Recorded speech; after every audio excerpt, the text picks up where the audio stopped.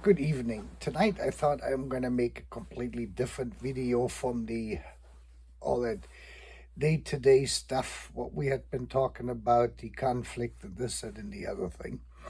Now, as you may know, I have a little bit of a background, and we at one point, various family members owned three castles, one in Berlin, one in Dresden, and the other one, which is today in Poland, which is Kamienik Zapkowicki.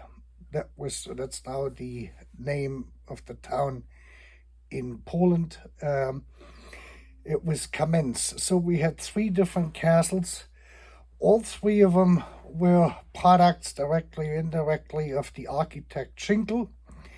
And so I have the drawings here, the architectural drawings for all three castles, including the foundation and everything what came with it. So I'm quite familiar with the, construction of castles, of those type of castles as they were built, say, like beginning in the early 19th centuries, including Kamenz, which started in 1860 or somewhere around there. I can't quite remember. And all three were a little bit different, but let me explain a few things. Some viewers may have visited, castles in Europe, in France. Maybe you have seen Versailles, or you have seen Vienna, the big castle there. Or you may have been to Berlin and have seen Schloss Charlottenburg or Sanssouci. Or you may have been in Bavaria and you have seen Neuschwanstein, or you have traveled to St. Petersburg and you have seen St. Petersburg Palace, which was world famous, or is world famous, for the Amber Room. And I want to give you some ideas on how you can actually do this in your own home without breaking the bank. It is actually quite simple. And I went online a little bit earlier this afternoon and I looked around to see, what can you get where and how much is this going to cost. Let me just give you a basic idea. The castles, all of these castles, because they originated from fortress building, out of the late first, say like 800 AD, 1000 AD, around there. That's when fortress building actually started, and that was all rocks put together, laid together, and they fortified this.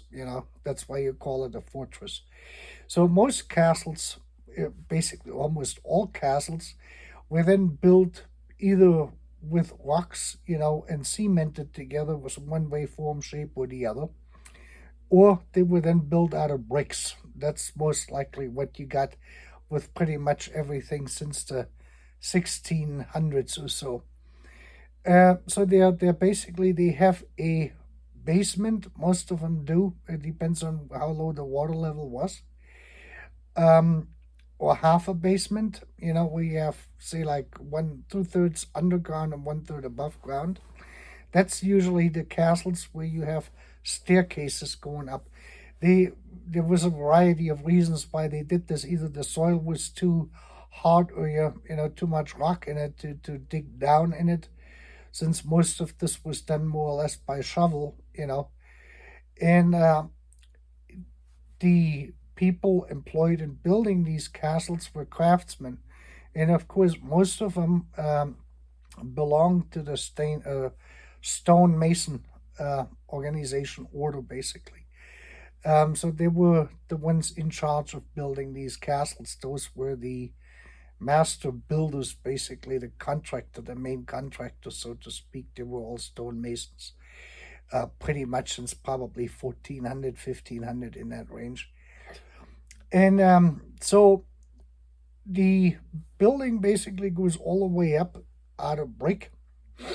And what they do is they put beams through, as wooden beams, as floors, basically, as joists going across the ceiling.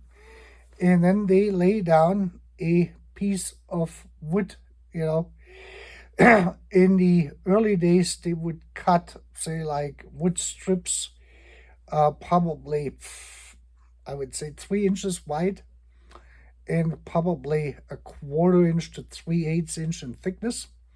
And they laid them in a diagonal pattern. They were just nailed under the joists. We start with the flooring. That's probably the easiest way. And because they didn't have any treatment against pesticides, insects, say like termites and that sort of stuff, or worms, wood-eating worms, I forgot the name of them. They had to constantly combat those type of insects, infestations, to keep them out or keep them at bay. Because otherwise what would happen is if you use solid pieces, they would eat them through. And then you step on the floor and you can see it from the top, and you're going to be either in the basement or you're going to fall from the second floor onto the first floor. That happened. Don't laugh, but that was a constant threat in these places, and especially with these high ceilings. That is not a very pleasant experience. If you survived it, you were probably pretty much crippled. Anyway, so what they did then was they used usually diamond patterns primarily, and they would cut little wood pieces. They were about 1 inch tall, a 1/4 inch in thickness, and probably 4 inches or so long.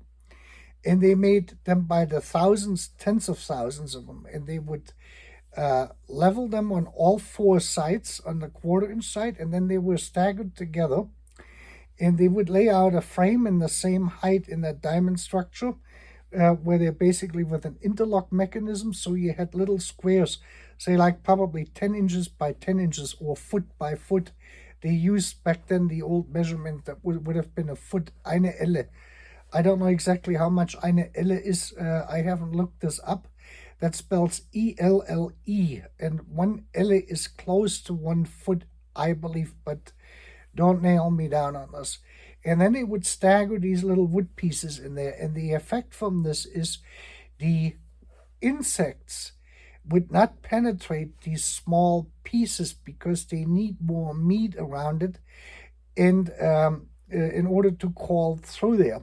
So this was the wood prevention. So they would sit them in there, and they would make the square frame a tad bit shorter on all 4 sides basically, and then the last piece was tapped in, so it was under tension. And of course, with temperature changes, that floor would either expand or contract. So it depends on when they built it. In the winter, when it was cold, or in the summer when it was warm, they would adjust then the gap or the shrinkage in there according to the ambient temperature, so that would stay in place no matter what the temperature was. It would be allowed to work with it. That made it possible very interesting patterns, because you can take one of these little pieces out. Let's say like you use hardwood, walnut, for instance, cherry. You can make some really nice floors with this stuff, and then you can put, say, like a pine piece in there, something white, and you can lay out patterns this way. Very popular back then was to put the sun, the French soleil, as a big circle somewhere in the middle of the room, and that sort of stuff. And then they would basically sand the top down, and they used the wax with a heavy metal piece and a stick attached to it, which had a felt underneath it, and they would rub the wax in, and that gave them that gloss finish. If you have ever visited a castle, then you probably know that when they have that type of floor in the castle, that you usually have to put felt overshoes onto your shoes when you walk through them. And the reason for this is, once that wax is on that type of a floor, and you have like leather soles, like with dress shoes, this is like an ice skating ring. I went to a function years ago at the Hohenzollern Castle in one of the rooms, and I walked in there and I forgot to put the felt overshoes on, and I mean, I did a thing. I was lucky I didn't hit my head, but I landed on my shoulder, and my shoulder was sore for like 4 weeks as a result out of this. I ran a little bit late, and they needed to start it, and I was supposed to. Well, anyway, that's the thing what happens, and so these floors were not very practical because everyone was shoveling around in these felt type overshoes, or basically regular what they call house shoes, where you have the felt like or leather type, or no, felt like under sole in there to walk on, and this way you won't slip over the stuff. I found in a flooring company here in the United States, which has very, very nice floor patterns. And I'm going to put a link into this to give you some ideas of what you can do. What they can do today with flooring far exceeds this what you're going to find in any castle. And they also offer, I think, online classes to learn on how to do this if you wanted to do that yourself. I think the traditional, the standard, layout of these, just like the staggered flooring is kind of boring. The patterns break up the room a little bit, and it looks a little bit nicer. So then the next thing is on the walls. The rooms were usually made tall, especially on the first floor. You have probably on average 14 to 18 foot, if not 20-foot ceilings in there. And the only reason they did this was because most castles served as a representative functions where the owner, it was a king or it was a count or whoever, in that county, would receive dignitaries and people important and conduct business there. So that was a representative thing, and that's why they made these rooms so tall, which is very impractical, especially when you heat in the winter with coal or with wooden cannon ovens. That is those round ovens, which probably are 5 foot or so tall, or 6 or 5 foot, and then they have the smokestack coming out on top, and then they have a vent somewhere cemented in there going out to one of the chimneys. They usually, in the larger rooms, they had two, and they would heat up, and then the clay stuff in there, the clay, enclosure would keep some warmth in there, but basically you got all the heat 14 to 20 feet up in the air, and where you're sitting down, basically, it's freezing cold. And that was single pane windows, basically what they had.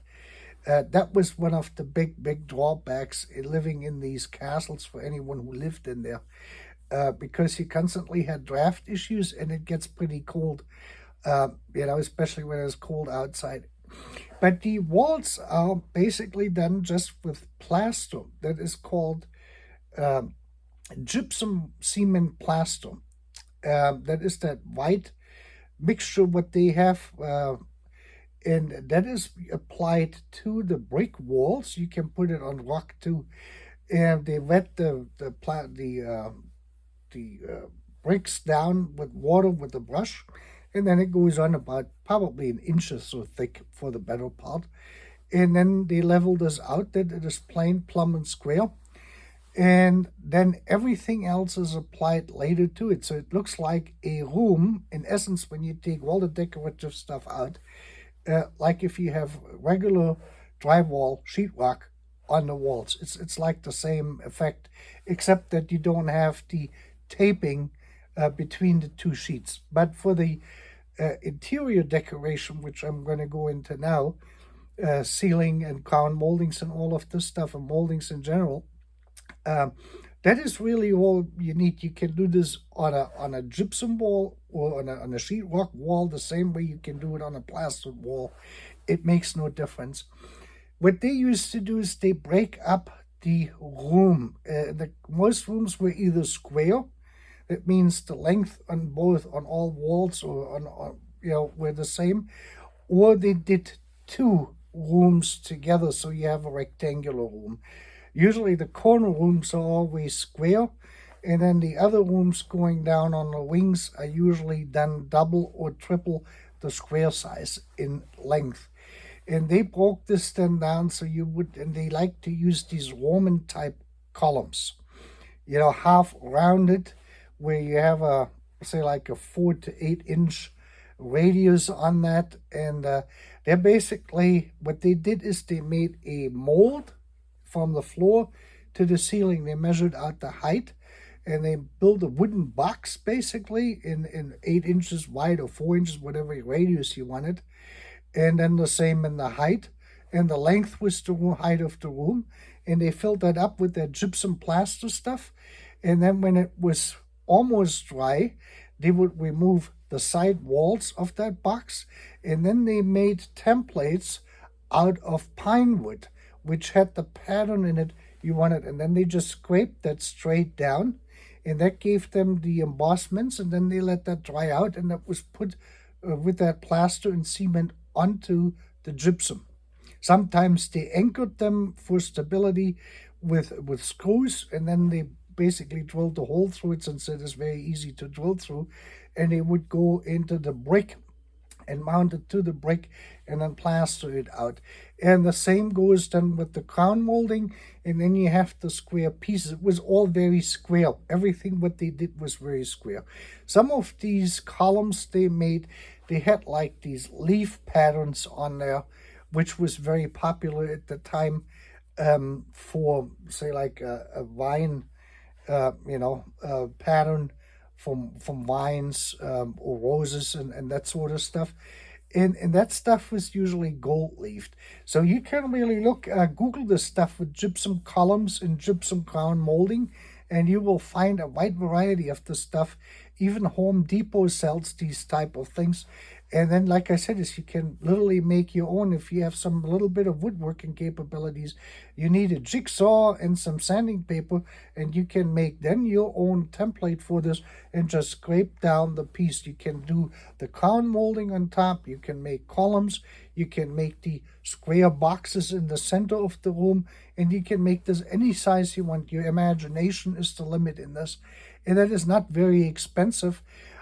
Because I think a bag, a 50-pound or 40-pound bag of this gypsum cement plaster here in the United States costs about $9 or $12. And if you go to a contracting, place, to a wholesaler, you probably can get it for £4 a bag. And if you spend $300-400 on this, you're gonna have a ton of the stuff, and you can do every single room in your house. And you can get this done. Now, the intricate part now, what they did is on these spaces now on the walls left, there were 2 options. The most common one for most rooms was wallpaper. And it was textured wallpaper, and it went usually into a green, darker green color, or baby blue. That was very popular because I got all this stuff documented, so I kind of can tell you what they had there. And the other one was the burgundy red, that darker, richer red, what you're going to find a lot, like the color of my shirt, that kind of, burgundy color, and darker then. That was the standard layout. So they would crown molding these columns if it was really a big room. Otherwise, in a square room, they just made corner columns basically, so that the corners were filled out, just to have something there. They like that little stuff, with the here and there and this, that, and the other thing. This is the most common, construct of this. And the column spacing in the rectangular rooms was about every 8 to 12 feet, depending on how long the room was. So if you had a room, say like, which was like 20 feet, let's just use a room 20 by 10, an easy one, twice as long as it is wide. Then they would do this and divide the 20 feet into 3 sections. So you would have corner columns and then 2 more columns, which give you 3 wall spaces. And those would be then wallpapered. And what they did, like in the amber room, is they had wallpaper, but they also had custom mirrors. And that was another thing, is because glass and mirrors were very expensive, so that was an expression of wealth. So every castle had at least 1 mirror room. The same thing as a lot of castle had the Hall of the Knights. That's something I'm going to get to in a minute. But you can go and have a mirror made up, and you can have framing. And the gold, it's usually gold leaf framing. And I get to that in a second with the gold leaving. And they would put like this in the middle. And then they would have a amber type wallpaper to the right and left. I mean, you can do this any way you want. You can Google the pictures of these castles, and you can do this. Home Depot, of all places, has a unbelievable variety of fabric wallpaper. That is that one fabric made. That's what they used. It was a fabric put on a glued on a back of paper basically, and that was then attached with glue to the wall, well, water-based glue. And that was all what there was to it. Now with the columns, that's usually what they did is they got gold leaf paper, and it comes in 3 inches or so by 3 inches. I found one company which sells this on Amazon, where you get 50 sheets and 24 karat gold. It's real thin stuff. I think it was $40 or $50, and you can calculate this. And you put this, say, like on a column, you have the ridges on there, and you have 3-4 ridges, and you just put them on the ridges. Then you will have to calculate the ridges 1 inch wide, so a 3-inch strip is going to give you 9 inches. So you need whatever, how tall your thing is, multiplied by the amount. So if you buy $1,000 worth of that stuff, you're going to have basically your entire room gold plastered, literally.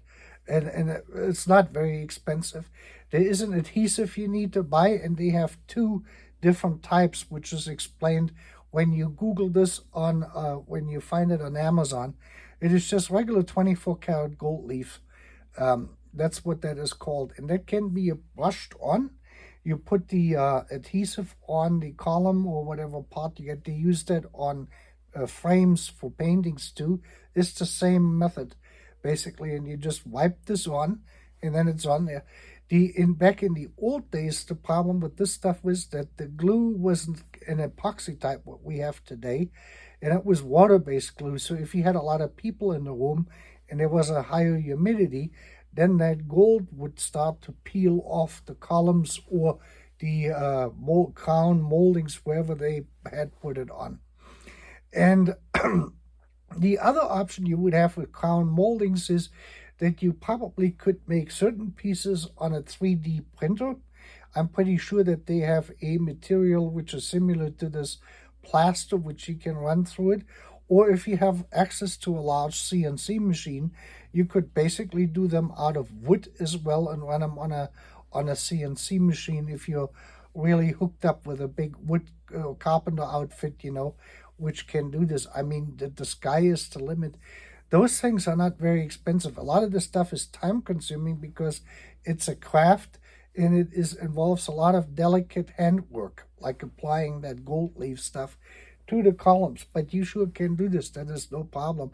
I've never really gotten into this because I just don't have the time, and I'm not that utterly, it's not that important to me. The other thing is the cathedral type ceiling paintings, what they have. And all you need to do is to go to a local college where they teach arts and see if you can get a couple of these college kits. And then you get a scaffolding, and you get the scaffolding up about 3 feet or 2.5 feet from the ceiling. And you have them crawl underneath it with a Japanese futon mattress. And then they lay on their back, and they get their paint color thing there, and they can start painting. And usually they had these motifs of these flying angels, with the harp and that sort of stuff. And all the backdrop was all baby blue and cloud white, that kind of stuff. So you looked up and you thought you were going to heaven, that kind of thing. That can be done fairly easy too. If you're artistically inclined and you can paint, you can find yourselves motives, ideas. I mean, the internet is full of the stuff.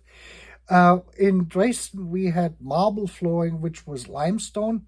You find that in every better building here in the United States, from top to bottom. I have seen amber flooring, amber material out of China. And, I mean, you can do this any way you want. The size really doesn't make any difference. What we found out by living in these castles was that the castle was structured in such a way that the court, that means the owner or the person who owned this thing, whatever title he had, plus his family and the entire staff of it. Now, the staff was paid people, and they were not living in dumps. So either what they usually did is they had the attic built out with individual rooms. There were beds in it, a closet, and they had a sink. Back in the old days, it was just a porcelain bowl with a pitcher of water where they could then wash up a little bit and that sort of stuff. And because the castles didn't have any outhouses, they had chairs. Don't laugh. They had chairs with a hole in it and a bucket underneath it. And depending on how many hemorrhoids one had, they either had a cushion on top of it that was usually feathers, and they built it up with a fabric over it, and then the hole, they stapled the fabric to that hole in that chair, and that's how they conducted their business. And then in the morning, that had to be cleared out from the night and that sort of stuff. And they used a stick with a sponge and a bucket next to it with water in it, and that's how you cleaned your behind. That's what was. I mean, there was no sanitary stuff in there.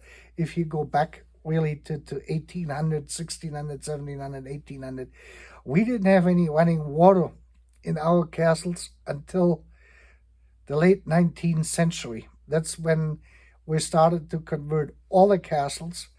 First of all, from let me just point it out how it was before I get to that part.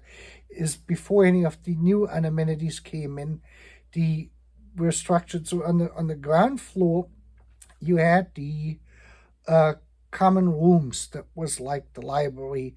You would have like a room like the amber room, form present, reception area, dining hall, and that sort of stuff, and maybe an office where you conduct business in those things. That was all done on the first floor, and so was the kitchen. The main kitchen was also on the first floor, usually next to the dining area. And the dining area was usually a larger area where everyone congregated then when the meals were taken. They were always taken together, morning, noon, and night. And on the second floor was then the living quarters of the owners plus the family. Usually one side the men, the other side the women. That was the way it was. And then at night you had a whole bunch of activity going on for certain things, you know what I mean? And people were floating around there in a castle. Depends on who got horny and who wasn't horny and that sort of stuff. And then on a level above that, usually you had the servants living there or the people who were employed there. Like I said, they had regular working hours and they had shift work and that sort of stuff that was pretty much regulated. In some castles, they had a separate building on the grounds for the employees. And that was, depending on the owner, it was either bigger and was more easygoing. Some of them were more strict. That's all I can tell you. From the, staples to all of the stuff. The staples were usually in a separate building, and so was the livestock, because every one of them had livestock. Chickens, rabbits, pigs, cattle, cows, everything. And they were pretty much fully self-sustaining, and then you had staff there, farm hands who would take care of them, so they had fresh milk, butter, they made their own butter, they baked their own bread, and that sort of stuff. And then what we found is when this kind of went out, the shift really started around 1875, maybe a little bit earlier, was that the staff was reduced, especially when the food supply started to change. With refrigeration services and butchers and stuff like this, and the railroad changed a lot in that when the railroad came about. That was the biggest change. So the livestock went out, so they had less staff there. They had less people living in the castle. And by the time, say, like 1900, 1910, with electricity, running water, hot, cold, and central heating in there, virtually 80% of the staff had been eliminated. because then they just had their butler or usually us as Hohenzollern. So we had the military officers as adjutant, not as butler, but as a personal secretary. And they were in charge of this because of the importance. We wouldn't let any other outsider in there unless it was a military officer for protection and that sort of stuff. So we didn't have really servants, and that's like those were regular officers who were assigned to duty, and they would change with the shifts and everything else. And they would basically arrange the uniform for the day. Sometimes they had to change the uniforms 2-3 times depending on what was going on. And so they would arrange the uniforms. Everything else we had to take care of. But by that time, because the bathrooms had to be incorporated, now we're getting to the shift. Once bathrooms with running water came into the picture, all of these castles we had were reconstructed, remodeled. And what we did is we built individual apartments on the second floor. And of course, at that point, so you had a living room, and you had a bathroom, and you had a bedroom. Usually that was the layout of it, like a regular one-bedroom apartment. And they were probably about 700 square foot to 1,000 square foot in size for each apartment. And depending on the size of the castle, you had then 8-10 apartments or something like this, or 12 apartments. And they were for the family, and then for the military officer who was the personal secretary, he had an apartment. They had full apartments then with all the anonymities. There was no one living in the castle. The same was true for the staff in the kitchen. They all had apartments then. This all became apartments. Basically at that point. The only thing they kind of left in place was the kitchen area, which had been upgraded then, of course, too, with running water, and the dining area, and then the other reception area and the rooms like the amber room or something, mirror rooms, and that they left alone. But this was then the big transition. Most castles in the castles people live in today in Europe, they had undergone that transformation, say like somewhere between 1870 to 1910, in that range. That's when all these castles were converted. So everyone had their own little apartment, and then they would meet for breakfast, lunch, and dinner, or they could have someone bring the food up if they wanted to eat there. The living room usually had a small dining area in there, and that was basically it. And at that point, the ceilings were also lowered for the central heating on those, so they went to the regular height of 8 feet or 2.5 meters.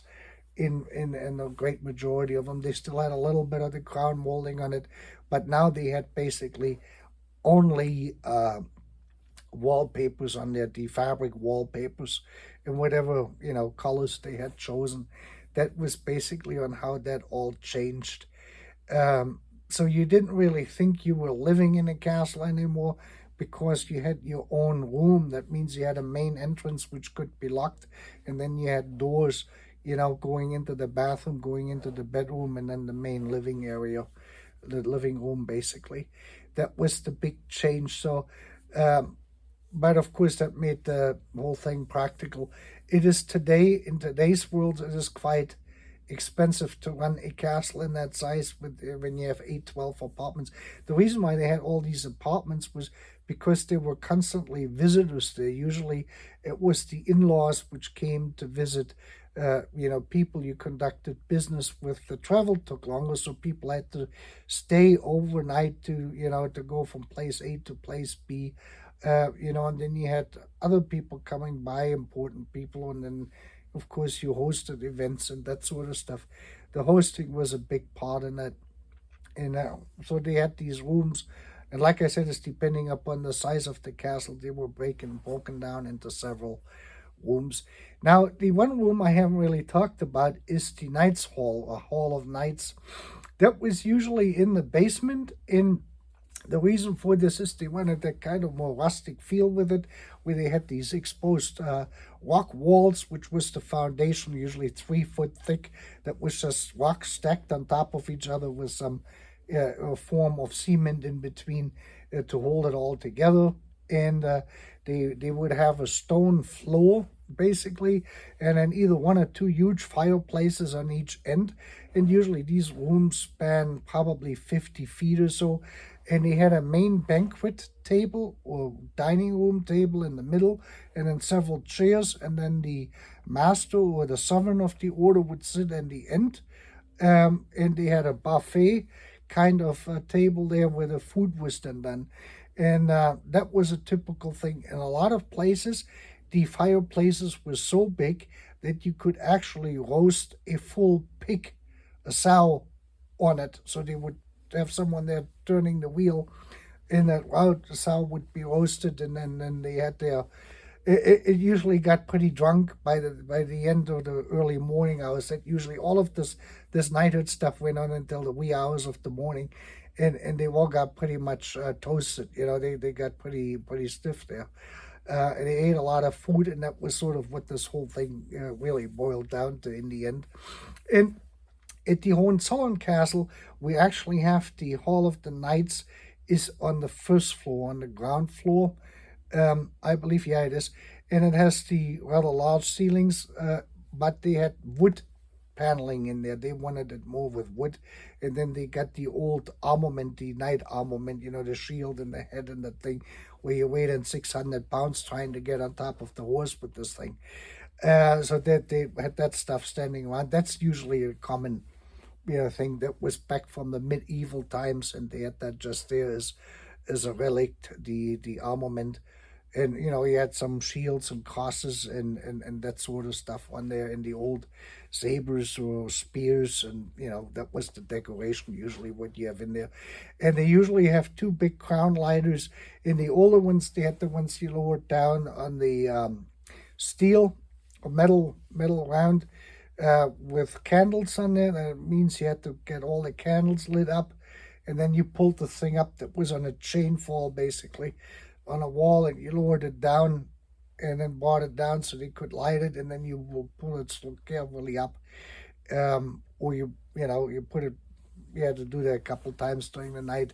Depends on how big the candles were, what they had on there. Usually probably 50 to 100 candles is going to light the room up enough to see something, plus some, lights on the side along the wall. That was the traditional lighting until electricity and gas came into the picture. But for the better part, that was it.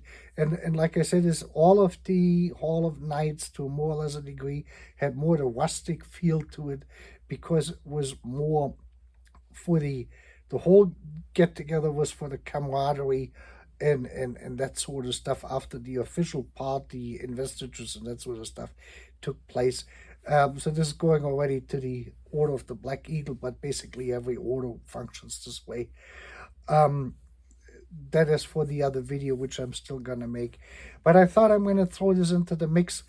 I'm going to put the link in for the gold leaf thing, so you can take a look at this.